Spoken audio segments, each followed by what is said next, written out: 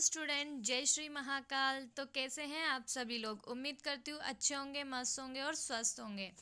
मैं आप सभी का स्वागत करती हूँ यू विक्टर ज्ञान यूट्यूब चैनल के ऑनलाइन प्लेटफॉर्म पर। स्टूडेंट, आज की हमारी जो वीडियो है वो गेट के एग्ज़ाम की एक्सपेक्टेड कट ऑफ के बारे में होने वाली है, क्योंकि ये एग्ज़ाम हाल ही में अभी हुआ है।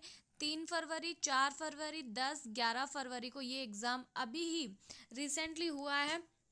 तो हम इसकी एक्सपेक्टेड कट ऑफ 2024 के अकॉर्डिंग इसके एक्सपेक्टेड कट ऑफ के बारे में इस वीडियो में बात करेंगे। तो देखिए, गेट का एग्ज़ाम होता क्या है। गेट का एग्ज़ाम होता है graduate aptitude test of engineering. यानी जो गेट का एग्ज़ाम होता है, जिन भी स्टूडेंट ने ये एग्ज़ाम दिया है वो सभी अभी ये सोच रहे होंगे कि हाँ, उनकी एक्सपेक्टेड कट ऑफ क्या होगी, या वो किस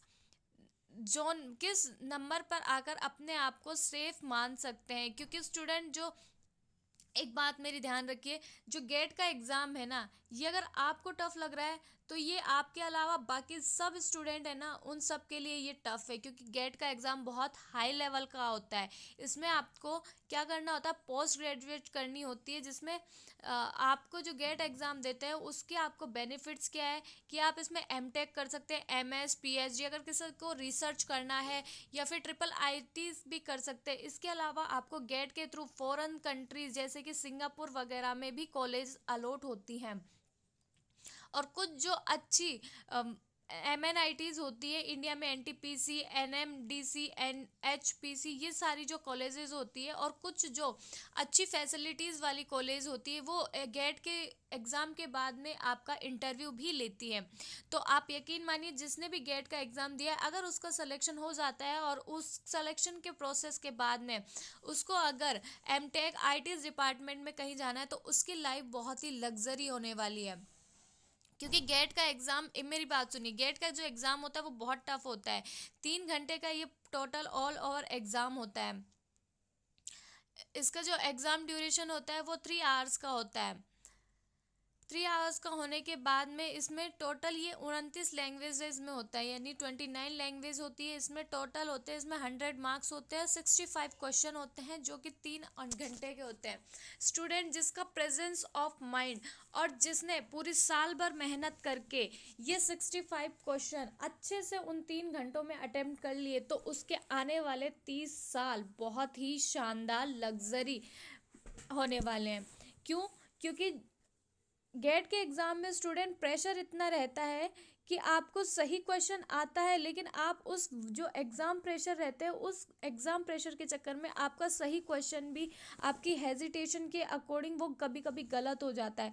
तो आप ये मान के चलिएगा, अगर जो क्वेश्चन आपको टफ लग रहा है, रेशियो होता है 2 से 3 मिनट, एक क्वेश्चन में 2 से 3 मिनट लगने होते हैं। पर कभी कभी क्या है, एक ही क्वेश्चन में 15 से 16 मिनट तक स्टूडेंट लगा देते हैं। तो ये गलतियाँ आपको वहाँ नहीं करनी। अगर आपको कोई क्वेश्चन नहीं आ रहा है तो डोंट वेरी, आप उस क्वेश्चन को स्किप करके आगे अपने क्वेश्चन को पुटअप कर सकते हैं। आप दूसरा कोई क्वेश्चन कर सकते हैं। तो इसमें टोटल मार्क्स होता है 65 क्वेश्चन होते हैं, और टोटल मार्क्स 100 होते हैं। इस 100 में से आपकी कट ऑफ जाती कि आप कितने मार्क्स में कितना सेफ स्कोर करते हैं।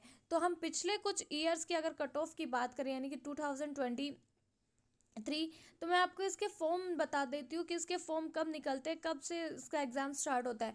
तो इसके फॉर्म जो होते हैं, यानी इसका एग्ज़ाम हमेशा फरवरी के फर्स्ट वीक में होता है। और अगर आपको रजिस्ट्रेशन करना होता है इसका, अगर आप भी चाहते हैं कि आप गेट का एग्ज़ाम दें, तो आपको सितंबर में इसके रजिस्ट्रेशन स्टार्ट हो जाते हैं। इसके ऑफिशियल वेबसाइट पे विजिट करके आपको सितंबर में इसके रजिस्ट्रेशन कर देने चाहिए, और देन फरवरी के फर्स्ट वीक में इसका एग्ज़ाम कंडक्ट हो जाता है। आपको सेंटर्स अलॉट हो जाते हैं, वहाँ पे जाके आपको एग्ज़ाम देना होता है। ये एक CBT टेस्ट यानी कंप्यूटर बेस्ड टेस्ट होता है। ठीक है। तो अगर हम पिछली बार की कट ऑफ के बारे में डिस्कस करें कि पिछली बार क्या कट ऑफ गई थी, तो 2023, 22 और 21 के मैं कुछ लेके आई हूँ डाटा, कि इस डाटा के अकॉर्डिंग हम आज की वीडियो, मतलब आज की एक्सपेक्टेड कट ऑफ निकाल सकते हैं। तो देखिए स्टूडेंट, पिछली बार जो जनरल की गई थी वो 25 गई थी। OBC के 22.5, यानी कि जिसके 22.5 सही थे वो इस एग्ज़ाम में क्वालिफाई था। ST SC की बात करूँ तो 16, 16.5 कट ऑफ गई थी। 2022 में 25.5 यानी 25.5। आप देख सकते हो स्टूडेंट, कंपटीशन कितना टफ है, यानी इतनी कम कट ऑफ जाने के बाद भी इसमें बहुत टफ कंपटीशन होता है, क्योंकि ये एग्ज़ाम का जो लेवल होता है ना बहुत ही ज़्यादा हाई लेवल का होता है। क्यों? क्योंकि इसमें सारे बीटेक करे हुए मैथ्स वाले इंजीनियर्स का एग्ज़ाम होता है, तो आप समझ सकते हैं इंजीनियर्स की मैथ्स तो वैसे ही बहुत टफ लेवल की होती है, और इसमें कैलकुलेशन बहुत ज़्यादा आती है, कैलकुलेटिव क्वेश्चंस बहुत होते हैं। 2021 में 33, 32 और 27 कट ऑफ गई थी, चाहे वो एसटी हो या एससी, उन दोनों की मिला करके। अगर मैं बात करूँ 2024 की, तो स्टूडेंट 2024 में इस बार कितने स्टूडेंट ने पेपर दिया? समथिंग 8,500 से 9,000 के बीच में पेपर दिया था।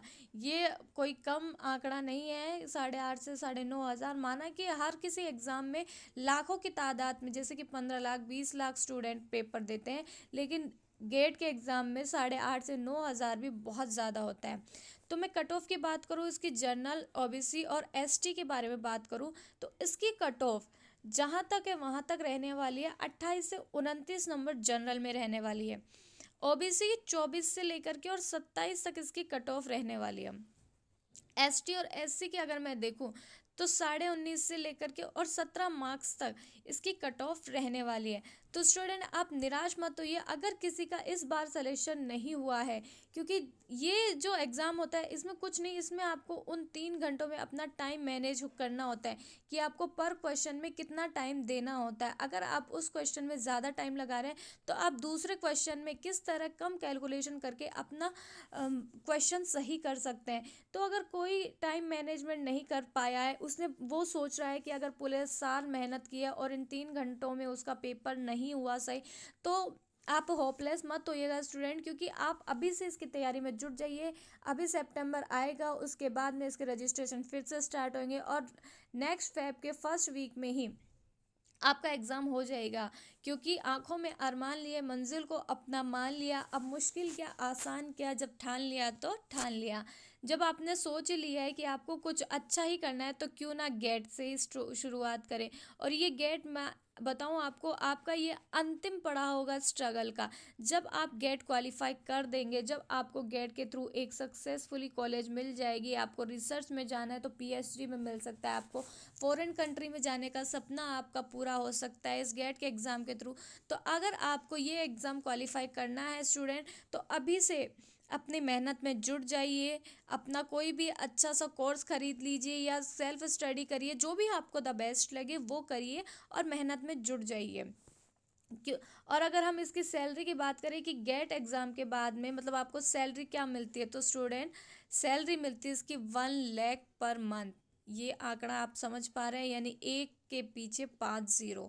ये बहुत बड़ा अमाउंट होता है स्टूडेंट, और उसके बाद में आपको अदर फैसिलिटीज़ में मिलती है इसमें। तो आई होप ये वीडियो आपको बहुत पसंद आई होगी, तो वीडियो को लाइक शेयर कमेंट करिएगा। अगले वीडियो में मिलते हैं। Thank you.